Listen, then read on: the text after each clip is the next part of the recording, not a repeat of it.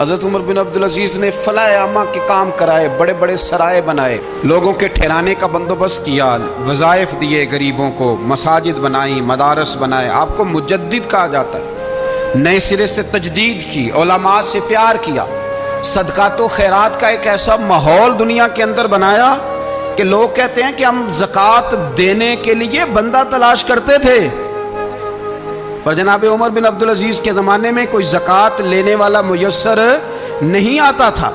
ایک شخص ملا تو لوگوں نے اس کو اتنی زکوٰۃ دی، اتنی زکوٰۃ دی، اتنی زکوٰۃ دی، لوگ خوشحال ہو گئے، اتنی زکوٰۃ دی کہ اگلے سال وہ خود زکوٰۃ دے رہا تھا۔ حضرت عمر بن عبدالعزیز نے ایسا ماحول بنا کے لوگوں کو دیا، اس طرح کی نوعیت آپ نے لوگوں کو دی کہ خوشحالی نظر آنے لگی۔ ذمیوں کے، غیر مسلموں کے حقوق کا بھی تحفظ فرمایا۔ 39 سال عمر پائی، صرف نمازیں بھی پڑھ گئے، صدقے بھی دے گئے، عبادتیں بھی کر گئے، 2.5 سال حکومت بھی کر گئے، اللہ رسول کو راضی بھی کر گئے۔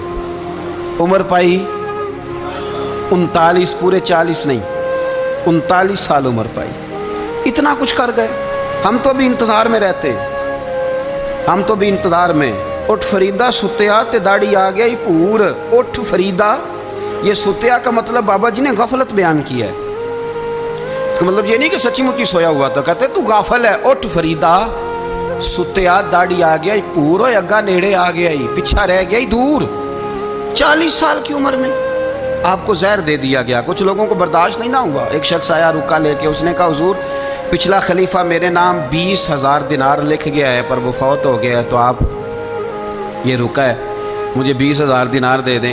آپ فرمانے لگے سنبھال کے رکھ، شاید میرے بعد والا دے دے۔ رکا سنبھال کے رکھ، پر مجھ سے نہ امید رکھنا 20,000 دینار تو میں 20,000 گھر میں دوں گا اور 20,000 چولہے جلاؤں گا۔ میں ایک آدمی کو اتنا امیر کر دوں اور باقی لوگ دیکھتے رہے۔ آپ کو زہر دے دیا گیا، بیمار رہے، بچوں کو بلایا، فرمایا بیٹا میں جہنم سے ڈر گیا تھا، تمہارے لیے مال نہیں جمع کر سکا۔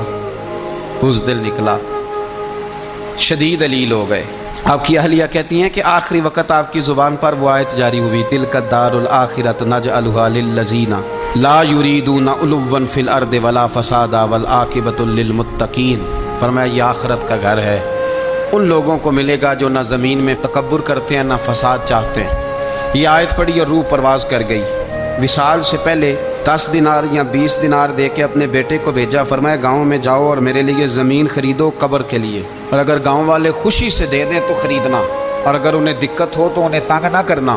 10 دینار کی زمین خریدنے کے لیے جب بیٹا جانے لگا تو اس نے کہا حضور کچھ لوگوں کی خواہش ہے کہ آپ کا جسد خاکی مدینے لے جایا جائے اور نبی پاک علیہ السلام کے پہلو میں آپ کو دفن کیا جائے۔ آپ فرمانے لگے پتر میں اس قابل نہیں ہوں کہ حضور کے ساتھ دفن کیا جائے، نہ میں اس قابل نہیں ہوں۔ اس طرح کرنا، میرے پاس حضور کے کچھ ناخن اور بال ہیں، جب میرا انتقال ہو جائے تو میری قبر میں رکھ دینا۔ اور پھر حضرت عمر بن عبدالعزیز نے فرمایا مجھے نہ سستا کفن دینا 2 دینار کا، اس سے زیادہ کفن نہ دینا، 2 دینار کا کفن۔ حضور آپ کا مال ہے کچھ پڑا ہوا تو اس میں سے اچھا کپڑا خریدا جا سکتا ہے، فرمایا نہ بھائی